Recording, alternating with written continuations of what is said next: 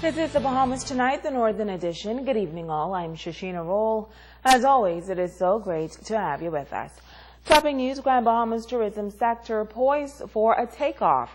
Yesterday, after some 18 months of planning, the island's newest resort was officially commissioned by the nation's leader. Sabrina Brown has our top story. A cross-sector of the community gathered to witness the official opening of the five-star all-inclusive resort that is expected to jumpstart Grand Bahama's economy. The multi-million-dollar Memories Grand Bahama Beach and Casino Resort has 492 rooms and over 500 staff members. Prime Minister Perry Christie says his government has been working hard to put Grand Bahama back on a path to sustainability, and he says this development signals a renaissance in the island's tourism sector. Our business strategy led us to be a partner in the Sunwing Group, of which you've heard, whose CEO, Mr. Stephen Hunter, was introduced to me within months of my taking office. After examining his company's profiles, as well as meeting with him, I shared in the optimism of my team of technocrats who had commenced negotiations with him that indeed Sunwing Group had the desire, the vision, along with financial and market reach muscles to anchor Grand Bahama's tourism and lead the turnaround. According to the Prime Minister, air arrivals on Grand Bahama went from 500,000 to 160,000 in 2012. The island's sluggish economy has forced many residents to relocate to other islands to work over the years. But the nation's leader says he's happy that Memories has united many families. I would say that perhaps the greatest story flowing from our intervention is the reuniting of families and strengthening of the various communities, as many who contributed to the well-being of their families and the community at large are now able to return to live and help build up the community they call home. Lots of people who moved out will now have the opportunity, as they are now seizing, to move back in and make their family life much stronger. It is estimated that this new project will result in additional airlift of some 101,000 seats from Canada and the United States within the first year of operation. It is also expected to pump close to $60 million into the tourism industry. But Prime Minister Christie says the tourism sector is not the only focus. I am pleased to confirm that positive conversations have taken place between me and my representatives on the principles of Hutchison, MSC Shipping, and the Grand Bahama Port Authority on a $250 million expansion of the Freeport Container Port. The Memorandum of Understanding will be placed before my Cabinet for final approval in short order, with a view to construction getting underway this summer. The major expansion is expected to result in some 1 million additional containers passing through Freeport annually. He says a discussion was held with the Grand Bahama Port Authority and major stakeholders in the industrial sector recently regarding a review of the tax system. The consideration was that I ought to, for myself, recognize that the Dominican Republic has a container port. That Jamaica, recognizing the significance of it and what is happening with the Panama Canal, they have a container port. That Costa Rica, recognizing the opportunities that could be theirs, have committed themselves to a container port. That the Bahamas is a more expensive destination jurisdiction than any of the countries aforementioned. And therefore, could we guarantee success? Sabrina Brown, ZNS Network News. Well, Prime Minister Christie noted that the formula for Grand Bahama is working together. The five-star hotel project was realized through a partnership between the Sunwing Travel Group, Hutchison, and the government. CEO and President of Sunwing, Stephen Hunter. As of today, Sunwing Airlines is flying 6 flights per week from 6 cities in Canada, and in conjunction with the government, this summer we'll be flying direct from 8 cities in the U.S.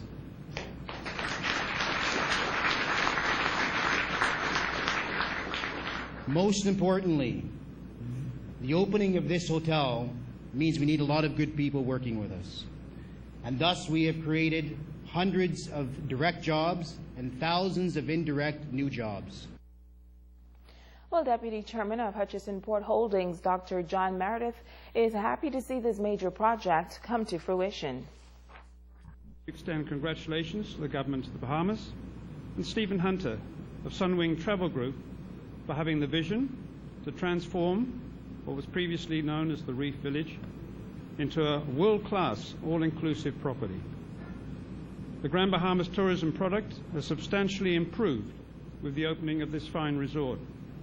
And furthermore, this investment has sent a very strong signal to the international community that GBI is a destination that continues to attract investments from world-renowned brands.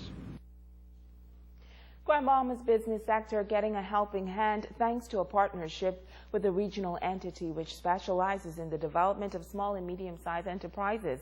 A training program was introduced to members of the business community at the Pelican Bay Resort, designed to put them on the cutting edge of commerce. Joan Davis-Rolle has this story. It is a training initiative designed to solidify the partnership between the Caribbean Export Development Agency with Grand Bahama through entities like the Grand Bahama Port Authority and the Grand Bahama Chamber of Commerce. This is small and medium-sized business owners learn the latest strategies to ensure their company's success. According to CEDA executive Christopher McNair, the goal is to expand their reach as they empower business owners not only on Grand Bahama, but the Bahamas to discover their full potential. It is simply designed to bring the kind of business understanding for the 21st century to the SMEs in the Caribbean. In the Caribbean, 70% of employment comes from SME sector across the entire CARICOM. So if we do not build our SME sector, if we do not strengthen our SME sector, then we have an issue in terms of economic development and growth. So we're very happy to be here. As was said before, this is a start for us in terms of our involvement in the Bahamas. We're very happy to be in Grand Bahama, but we're also looking to do similar activities in Nassau. President of the Grand Bahama Port Authority, Ian Rolle, says the specialized training augurs well for persons availing themselves of such a golden opportunity. I welcome each of you to this initial module of the ProNet Business Training Series.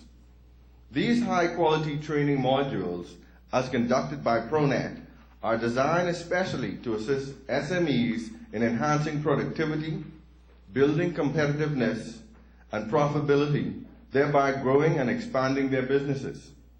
We are delighted that you were keen to take advantage of this valuable opportunity to prepare yourselves and your businesses for the highly competitive and ever-changing business environment we refer to as the global marketplace. Second Vice President of the local chamber, Billy Bowe, is optimistic that the ProNet training series will help to propel this island's economy. Our mandate is to actually be that center, that resource to provide these types of opportunities, to collaborate with partners like the Caribbean Export Development Agency and the Port Authority. So we are excited once again to be working with this group. We hope that you will gain from this so much knowledge that you'll be able to, in a year, when you come back, when CEDA graces us with their presence again, that you'll be success stories. You will take Grand Bahama to the next level. Joan Davis-Rolle, ZNS Network News. Grand Bahamians being encouraged by a group of citizens to invest in a new opportunity. President of Pi Investments, Dexter Edwards, says the time has come for Bahamians to take ownership of the local economy by becoming entrepreneurs. He shares how this investing enterprise will work. We are looking at a minimum of 1,000 persons coming together, each person setting aside a minimum of $20 to $35 a week, which, if you do the $35 a week, would give us an amount of up to $35,000 per week. Within 1 year, will give us $1,820,000.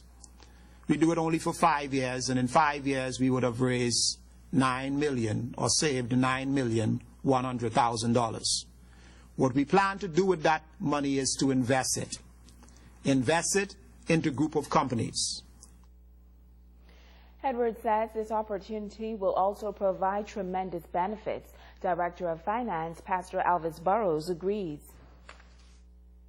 The benefit is also that we offer first preference to our own members before we seek to give contracts or employment to anyone we look among ourselves, to our members first. If there is no one qualified among us, then we look to the wider public to fill that place. This project has generational implications, and so when you invest today, many of you would get to send your children to college, or to pay off a home, or to leave an inheritance to your children as the Bible prescribes.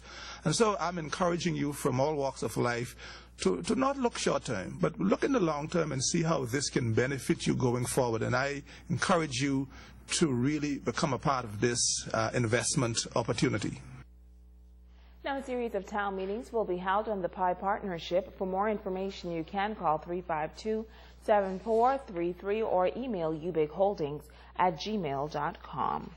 A 17-year-old male student to appear before the juvenile panel on dangerous drug charges. Police say around 11 o'clock on March 19th, police and school officials conducted a search of a group of male students at a local high school at the Jack Hayward High School and discovered a backwood package in the garbage bin near a group of boys that contained 8 clear bags of suspected marijuana. Now, several males were taken into custody in connection with this matter and later released. The 17-year-old was later charged by police in connection with this incident. Stay with us. The Bahamas Tonight, the Northern Edition continues right after this.